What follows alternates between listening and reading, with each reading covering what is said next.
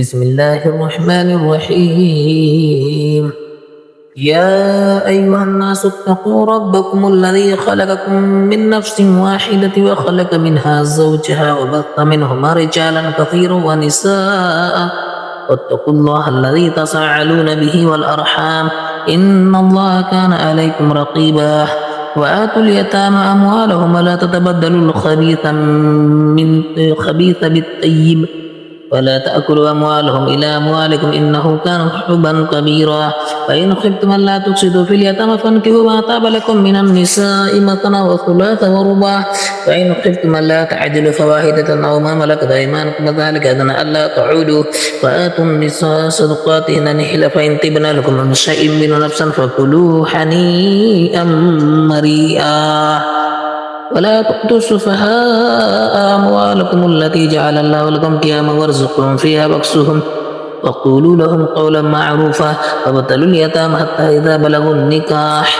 فإن آنستم منهم رشدا فادفعوا إليهم أموالهم ولا تأكلوها إسرافا وبدارا أن يكبروا. ومن كان غنيا فليستعفف ومن كان فقيرا فليأكل بالمعروف. وإذا دفعتم إليهم أموالهم فأشهدوا عليهم وكفى بالله حسيبا. للرجال نصيب مما ترك الوالدان والأقربون وللنساء نصيب مما ترك الوالدان والأقربون مما قل منه أو كثر نصيبا مفروضا. وإذا حضر القسمة أولو القربى واليتامى والمساكين فارزقهم منه وقولوا لهم قولا معروفا. وليخشى الذي لو تركوا من خلفهم ذرية ضعافا خافوا عليهم فليتقوا الله وليقولوا قولا سديدا.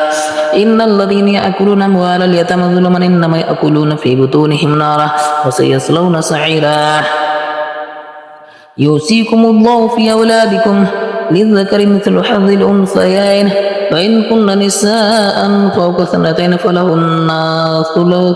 ثلثا ما ترك وإن كانت واحدة فلها النصف ولأبويه لكل واحد منهما السدس مما ترك إن كان له ولد. فإن لم يكن له ولد ورثه أبواه فلأمه الثلث. فإن كان له إخوة فلأمه السدس من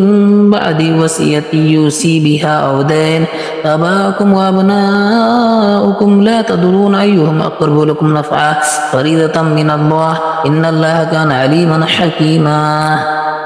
ولكم نصف ما ترك أزواجكم إن لم يكن لهن ولد فإن كان لهن ولد فلكم الربع مما تركنا من بعد وصية يوصين بها أو دين ولهن الربع مما تركتم إن لم يكن لكم ولد فإن كان لكم ولد فلهن الثمن مما تركتم من بعد وصية توصون بها أو دين.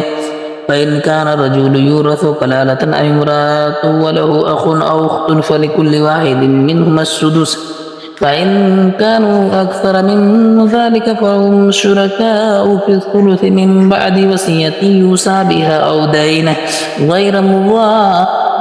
وصية من الله والله عليم حكيم. تلك حدود الله ومن يطع الله ورسوله يدخل جنات تجري من تحتها الأنهار خالدين فيها وذلك الفوز العظيم.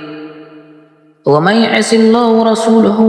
ويتعد حدوده يدخل نارا خالدا فيها وله عذاب مهين. واللاتي يأتين الفاحشة من نسائكم فاستشهدوا عليهن أربعة منكم فإن شهدوا فأمسكوهن في البيوت حتى يتوفاهن الموت أو يجعل الله لهن سبيلا. واللذان يأتيانها منكم فآذوهما فإن تابا وأصلحا فأعرضوا عنهما إن الله كان توابا رحيما. إنما التوبة على الله للذين يعملون السوء بجهالة ثم يتوبون من قريب فأولئك يتوب الله عليهم وكان الله عليما حكيما. وليست التوبة للذين يعملون السيئات حتى إذا حضر أحدهم الموت قال إني تبت الآن ولا الذين يموتون وهم كفار أولئك اعتدنا لهم عذابا أليما. يا أيها الذين آمنوا لا يحل لكم أن ترثوا النساء كرها ولا تعضلوهن لتذهبوا ببعد ما آتيتموهن إلا أن يأتين بفاحشة مبينة وعاشروهن بالمعروف فإن كرهتموهن فعسى أن تكرهوا شيئا ويجعل الله فيه خيرا كثيرا وإن أردتم استبديل زوج مكان زوج وآتيتم إحداهن قنطارا فلا تأخذوا منه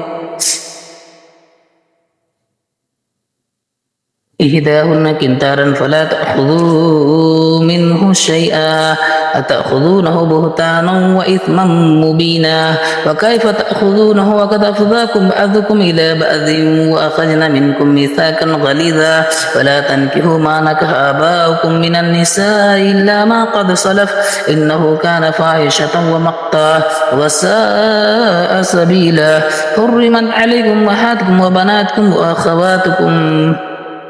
وعماتكم وخالاتكم وبنات الأخ وبنات الأخت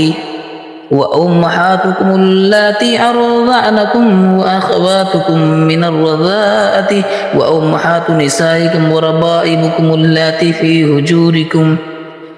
هجوركم من النسائكم اللاتي دخلتم بهن فإن لم تكونوا دخلتم بهن فلا جناح عليكم وهلائل أبنائكم الذي من أصلابكم وأن تجمعوا بين الأختين إلا ما قد سلف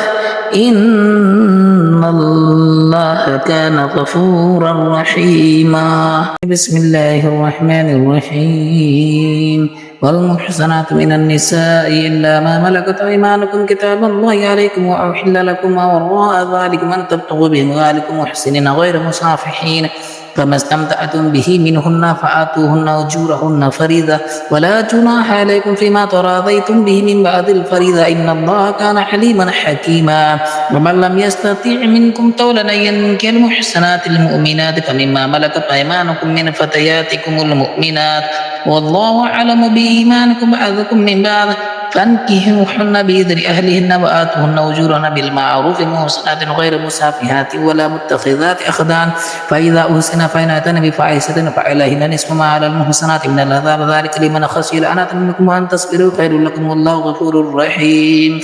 يريد الله ليبين لكم ويهديكم سنن الذين من قبلكم ويتوب عليكم والله عليم حكيم والله يريد أن يتوب عليكم ويريد الذين يتبعون الشهوات أن تميلوا ميلا عظيما يريد الله أن يخفف عنكم وخلق الإنسان ضعيفا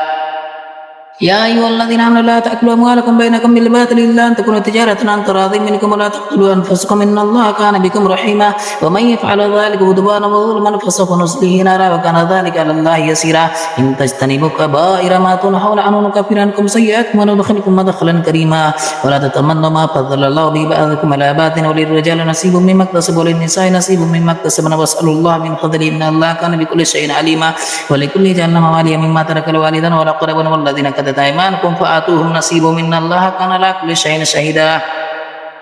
الرجال قوامون على النساء بما فضل الله بعضكم على بعض بما أنفقوا من أموالهم فالصالحات قانتات حافظات للغيب بما حفظ الله واللاتي تكافرن نشوزهن فعيذوهن واهجروهن في المضاجع واضربوهن فإن أطعنكم فلا تبغوا عليهن سبيلا إن الله كان عليا كبيرا وإن خفتم شقاق بينهما فابعثوا حكما من أهله وحكما من أهلها إن يريدا إصلاحا يوفق الله بينهما إن الله كان عليما خبيرا واعبدوا الله ولا تشركوا به شيئا وبالوالدين إحسانا وبذي القربى واليتامى والمساكين والجار ذي القربى والجار الجنب والصاحب بالجنب وابن السبيل وما ملكت أيمانكم إن الله لا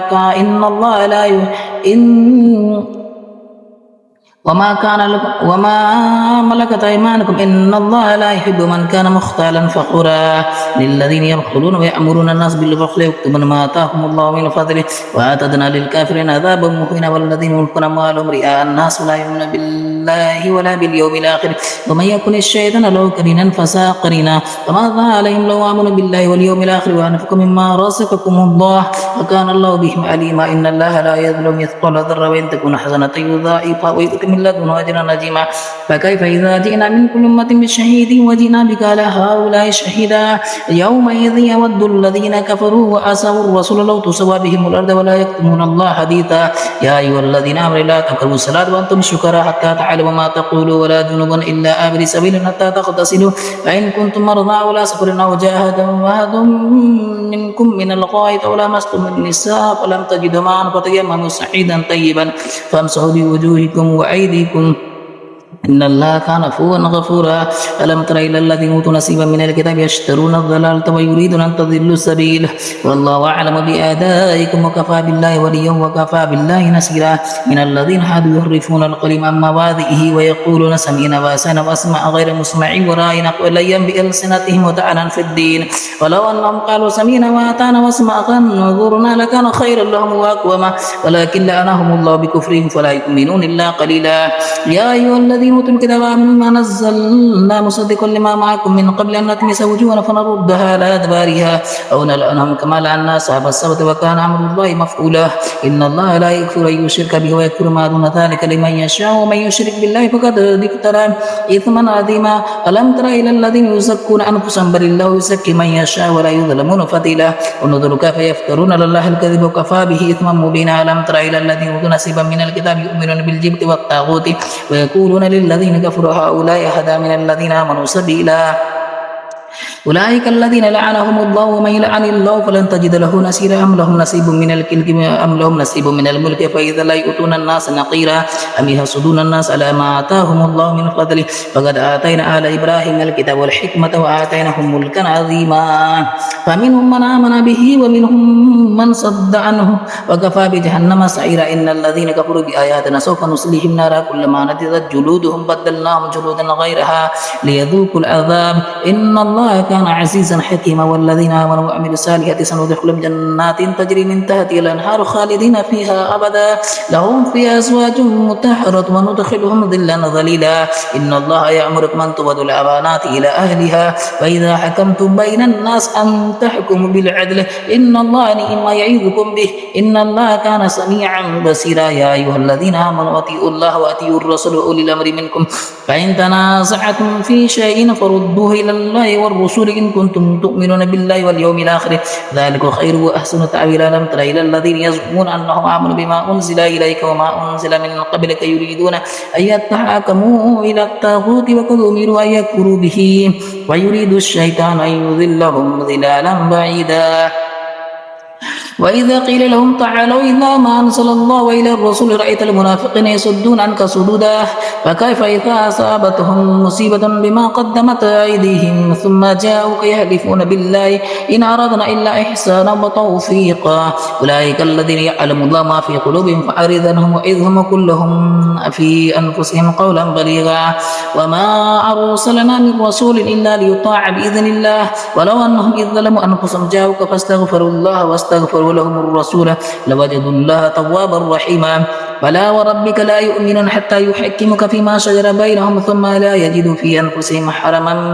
حرجا مما قضيت ويسلموا تسليما ولو أنا كتبنا عليهم أن يقتلوا أنفسهم أو يخرجوا من دياركم ما فعلوه إلا قليل منهم ولو أنهم فعلوا ما يوعظون به لكان خيرا لهم وأشد تثبيتا وإذا لآتيناهم من لدنا أجرا عظيما ولهديناهم صراطا مستقيما ومن يطع الله والرسول فأولئك مع الذين أنعم الله عليهم من النبيين والصديقين والشهداء والصالحين وحسن أولئك رفيقا ذلك فضل من الله وكفى بالله عليما يا أيها الذين آمنوا خذوا حذركم فانفروا ثبات منكم جميعا وإن منكم لمن لا يبطئن فإن أصابتكم مصيبة قد أنعم الله علي إذ لم أكن معكم شهيدا ولئن أصابكم فضل من الله ليقولن كأن لم تكن بينكم وبينه مودة يا ليتني كنت معهم فأفوز فوزا عظيما فليقاتل في سبيل الله الذين يشرون الحياة الدنيا بالآخرة ومن يقاتل في سبيل الله فيقتل أو يغلب فسوف نؤتيه أجرا عظيما فما لكم لا تقاتلون في سبيل الله والمستضعفين من الرجال والنساء والولدان الذين يقولون ربنا أخرج علينا من هذه القرية الظالم أهلها واجعل لنا من لدنك وليا واجعل لنا من لدنك نصيرا الذين آمنوا يقاتلون في سبيل الله والذين كفروا يقاتلون في سبيل الطاغوت فقاتلوا أولياء الشيطان إن كيد الشيطان كان ضعيفا ألم تر إلى الذين قيل لهم كفوا أيديكم وأقيموا الصلاة وآتوا الزكاة فلما كتب عليهم القتال إذا فريق منهم يخشون الناس فخشية الله أو أشد خشية وقالوا ربنا لما كتبت علينا القتال لولا أخرتنا إلى أجل قريب قل متاع الدنيا قليلا والآخرة خير لمن اتقى ولا تظلمون فتيلا أينما تكون يدرككم الموت ولو كنتم في بروج مشيدة وإن تصبهم حسنة يقول هذه من عند الله وإن تصبهم سيئة يقول هذه من عندك قل كل من عند الله فما هؤلاء القوم لا يكادون يفقهون حديثا ما أصابك من حسنة فمن الله وما أصابك من سيئة فمن نفسك وأرسلناك للناس رسولا وكفى بالله شهيدا من يطع الرسول فقد أطاع الله ومن تولى فما أرسلناك عليهم حفيظا ويقولون تات فإذا برزوا من عند الله بيت طائفة منهم غير الذي تقول والله يكتب ما يبيتوه فأعرض عنهم وتوكل على الله وكفى بالله وكيلا أفلا يتدبرون القرآن ولو كان من عند الله غير الله لوجدوا فيه اختلافا كثيرا وإذا جاءهم أمر من الأمن أو الخوف أذاؤوا به ولو ردوه إلى الرسول وإلى أولي الأمر منهم لعلمه الذين يستنبطونه منهم ولولا فضل الله عليكم ورحمته لاتبعتم الشيطان إلا قليلا فقاتل في سبيل الله لا تكلف إلا نفسك وحرض المؤمنين عسى الله أن يكف بأس الذي كفروا والله أشد بأسا وأشد تنكيلا من يشفع شفاعة حسنة يكن له نصيب منها ومن يشفع شفاعة سيئة يكن له كفل منها وكان الله على كل شيء مقيتا وإذا حييتم بتحية فحيوا بأحسن منها أو ردوها إن الله كان على كل شيء حسيبا الله لا إله إلا هو ليجمعنكم إلى يوم القيامة لا ريب فيه ومن أصدق من الله حديثا فما لكم في المنافقين فئتين والله أركسهم بما كسبوا وتريدون أن تهتدوا أن تضل الله ومن يضل الله فلن تجد له سبيلا ودوا لو تكفرون كما كفروا فتكونون سواء فلا تتخذوا منهم أولياء حتى يهاجروا في سبيل الله فإن تولوا فخذوهم واقتلوهم حيث وجدتموهم ولا تتخذوا منهم وليا ولا نصيرا إلا الذين يصلون إلى قوم بينكم وبينكم ميثاق أو جاءوكم حسرت صدورهم أن يقاتلوا أو يقاتلوا قومهم ولو شاء الله لسلطهم عليكم فلقاتلوكم فإن اعتزلوكم فلم يقاتلكم وألقوا إليكم السلم وما جعل الله لكم عليهم سبيلا ستجدون آخرين يريدون أن يأمنوكم ويأمنوا قومهم كلما ردوا إلى الفتنة أركسوا فيها فإن لم يعتزلكم ويلقوا إليكم السلم ويكفوا أيديهم فخذوهم واقتلوهم حيث ثقفتموهم وأولئك جعلنا لكم عليهم سلطانا مبينا وما كان لمؤمن أن يقتل مؤمنا إلا خطأ ومن قتل مؤمنا خطأ فتحرير رقبة مؤمنة ودية مسلمة إلى أهله إلا أن يصدقوا فإن كان من قوم عدو لكم وهو مؤمن فتحرير رقبة مؤمنة وإن كان من قوم بينكم وبينكم ميثاق فدية مسلمة إلى أهله وتحرير رقبة مؤمنة ومن لم يجد فصيام شهرين متتابعين توبة من الله وكان الله عليما حكيما ومن يقتل مؤمنا متعمدا فجزاؤه جهنم خالدا فيها وغضب الله عليه ولعنه وأعد له عذابا عظيما يا أيها الذين آمنوا إذا ضربتم في الأرض في سبيل الله فتبينوا ولا تقولوا لمن ألقى إليكم السلام لست مؤمنا تبتغوا أرض الحياة الدنيا فعند الله مغانم كثيرة كذلك كنتم من قبل فمن الله عليكم فتبينوا إن الله كان بما تعملون خبيرا لا يستوي القاعدون من المؤمنين غير أولي الضرر والمجاهدون في سبيل الله بأموالهم وأنفسهم فضل الله المجاهدين بأموالهم وأنفسهم على القائدين درجة وكلا وعد الله الحسنى وفضل الله المجاهدين على القائدين أجرا عظيما درجات منه مغفرة ورحمة وكان الله غفورا رحيما إن الذين توفاهم الملائكة ظالمي أنفسهم قالوا فيما كنتم قالوا كنا مستضعفين في الأرض قالوا ألم أكن أرض الله واسعة فتهاجروا فيها فأولئك مأواهم جهنم وساءت مصيرا إلا المستضعفين من الرجال والنساء والولدان لا يستطيعون حيلة ولا يهتدون سبيلا فأولئك أسأل الله أن يعفو عنهم وكان الله عفوا غفورا ومن يهاجر في سبيل الله يجد في الأرض مراغما كثيرا وسعة ومن يخرج من بيته مهاجرا إلى الله ورسوله ثم يدركه الموت فقد وقع أجره على الله وكان الله غفورا رحيما وإذا ضربتم في الأرض فليس عليكم جناح أن تقصروا من الصلاة إن خفتم أن يفتنكم الذي كفروا إن الكافرين كانوا لكم عدوا مبينا فإن كنتم فيه فأقمتم لهم الصلاة فلتكن طائفة منهم معك وليأخذوا أسلحتكم فإذا سجدوا فليكونوا من ورائكم ولتأت طائفة أخرى لم يصلوا فليصلوا معكم وليأخذوا حذركم وأسلحتكم ود الذين كفروا لو تغفلوا عن أسلحتكم وأمتعكم فيميلون عليكم مميلة واحدة ولا جناح عليكم إن كان بكم أذى من مطر أو كنتم مرضى أن تضعوا أسلحتكم وخذوا حذركم فإن الله أعد للكافرين عذابا مهينا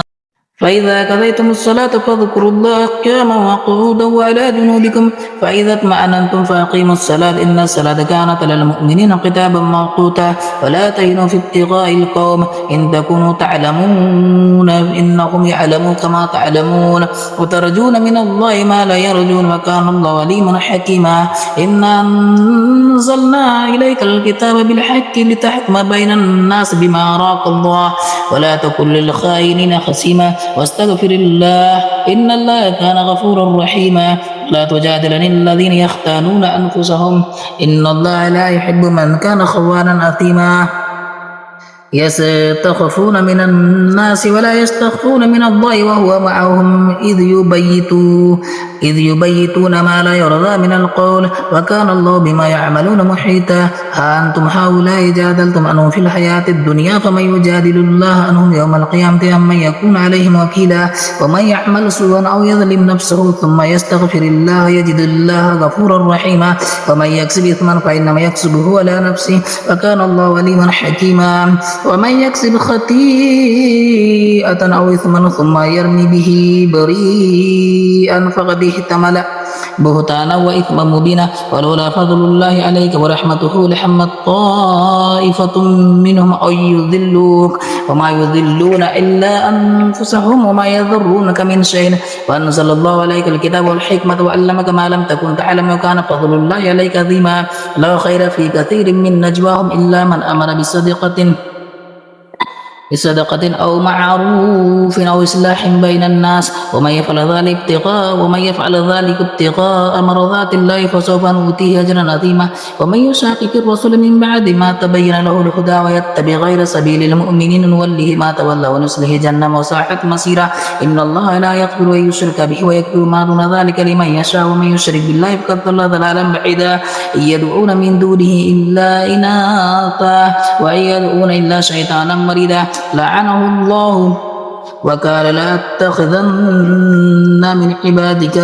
نصيبا مفروضا ولأذلينهم ولأمنينهم ولآمرنهم فليبتكن آذان الأنعام ولآمرن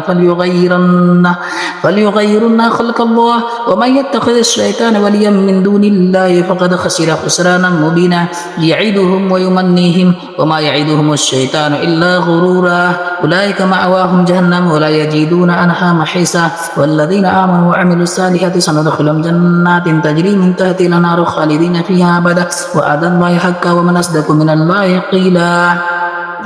ليس بأمانيكم ولا أماني أهل الكتاب ومن يعمل سوءا يجزز به ليس بأمانيكم ولا أماني أهل الكتاب من يعمل سوءا يجزز به ولا يجد له من دون الله وليا ولا نصيرا ومن يعمل من الصالحات من ذكر أو أنثى وهو مؤمن فأولئك يدخل الجنة ولا يظلمون نقيرا ومن أحسن دينا ممن أسلم وجهه لله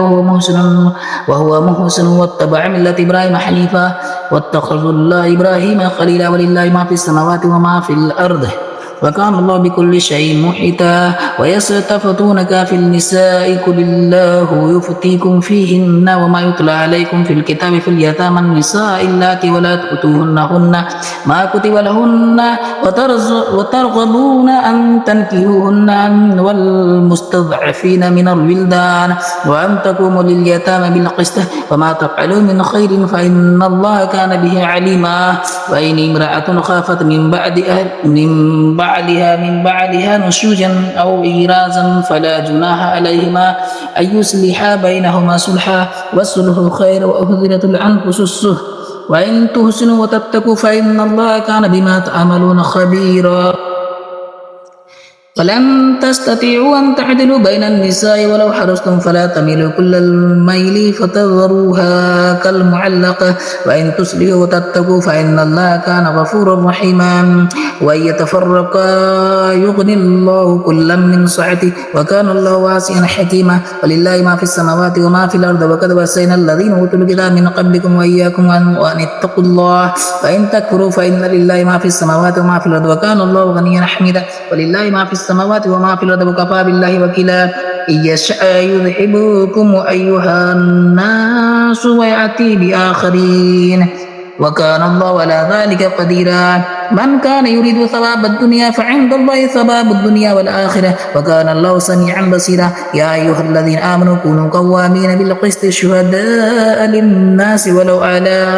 أنفسكم بالوالدين والأقربين وإن يكن غنيا أو فقيرا فالله أولى بها فلا تتبعوا الهوى أن تعدلوا وإن تلوا أو تعرفوا فإن الله كان بما تعملون خبيرا يا أيها الذين آمنوا بالله ورسوله والكتاب الذي نزل على رسوله والكتاب الذي أنزل من قبله ومن يكفر بالله وملائكته وكتبه ورسله واليوم الآخر فقد ضل ضلالا بعيدا إن الذين آمنوا ثم كفروا ثم آمنوا ثم كفروا ثم ازدادوا كفرا لم يكن الله ليغفر لهم ولا ليهديهم سبيلا بشر المنافقين بأن لهم عذابا عليما الذين يتخذون الكافرين أولياء من دون المؤمنين أيبتغون عندهم العزة فإن العزة لله جميعا وقد نزل عليكم في الكتاب أن إذا سمعتم آيات الله يكفر بها ويستهزأ بها فلا تقعدوا معهم حتى يخوضوا في حديث غيره إنكم إذا مثلهم إن الله جامع المنافقين والكافرين في جهنم جميعا والذين يتربصون بكم فإن كان لكم فتح من الله قالوا ألم نكن معكم وإن كان للكافر نصيب قالوا ألم نستحوذ عليهم ونمنعكم من المؤمنين فالله يحكم بينكم يوم القيامة ولن يجعل الله للكافرين على المؤمنين سبيلا ولن يجعل الله للكافرين على المؤمنين سبيلا إن المنافقين يخادعون الله وهو خادعهم وإذا قاموا إلى الصلاة قاموا كسالى يراءون الناس ولا يذكرون الله إلا قليلا مذبذبين بين ذلك لا إله هؤلاء ولا إله هؤلاء ومن يضلل الله فلن تجد له سبيلا يا أيها الذين آمنوا لا تتخذوا الكافرين أولياء من دون المؤمنين أتريدون أن تجعلوا لله عليكم سلطانا مبينا إن إن المنافقين في الدرق الأسفل من النار ولن تجد لهم نصيرا إلا الذين تابوا وأصلحوا واعتصموا بالله وأخلصوا دينهم لله فأولئك مع المؤمنين وسوف يؤتي الله المؤمنين أجرا عظيما ما يفعل الله بعذابكم إن شكرتم وآمنتم وكان الله شاكرا عليما. بسم الله الرحمن الرحيم. لا يحب الله الجهر بالسوء من القول إلا من ظلم وكان الله سميعا عليما. إن تبدوا خيرا أو تخفوه أو تعفوا عن سوء فإن الله كان عفوا قديرا. إن الذين يكفرون بآيات بالله ورسله ويريدون أن يفرقوا بين الله ورسله ويقولون نؤمن ببعض ونكفر ببعض ويريدون أن يتخذوا بين ذلك سبيلا أولئك هم الكافرون حقا وأعتدنا للكافرين عذابا مهينا. والذين آمنوا بالله ورسله ولم يفرقوا بين أحد منهم أولئك سوف يؤتيهم أجورهم وكان الله غفورا رحيما. يسألك أهل الكتاب أن تنزل عليهم كتابا من السماء فقد سألوا موسى أكبر من ذلك فقالوا أرنا الله جهرة فأخذتهم الصاعقة بظلمهم ثم اتخذوا العجل من بعده ما جاءتهم البينات فعفونا عن ذلك وآتينا موسى سلطانا مبينا ورفعنا فوقهم الطور بميثاقهم وقلنا لهم ادخلوا الباب سجدا وقلنا لهم لا تعدوا في السبت وأخذنا منهم ميثاقا غليظا وبما نقضهم ميثاقهم وكفرهم بآيات الله وقتلهم الأنبياء بغير حق وقولهم قلوبنا غلف بل طبع الله علينا بكفرهم فلا يؤمنون إلا قليلا وبكفرهم قولهم على مريم بهتانا عظيما وقولهم إنا قتلنا المسيح عيسى ابن مريم رسول الله وما قتلوه وما صلبوه ولكن سبح لهم وإن الذين اختلفوا فيه لفي شك منه ما لهم به من علم إلا اتباع الظن وما قتلوه يقينا بل رفعه الله إليه وكان الله عزيزا حكيما. وإن من أهل الكتاب إلا ليؤمنن به قبل موته ويوم القيامة يكون عليهم شهيدا وبظلم من الذين حرمنا عليهم طيبات أحلت لهم وبصدهم عن سبيل الله كثيرا وأخذهم الربا وقد نهوا عنه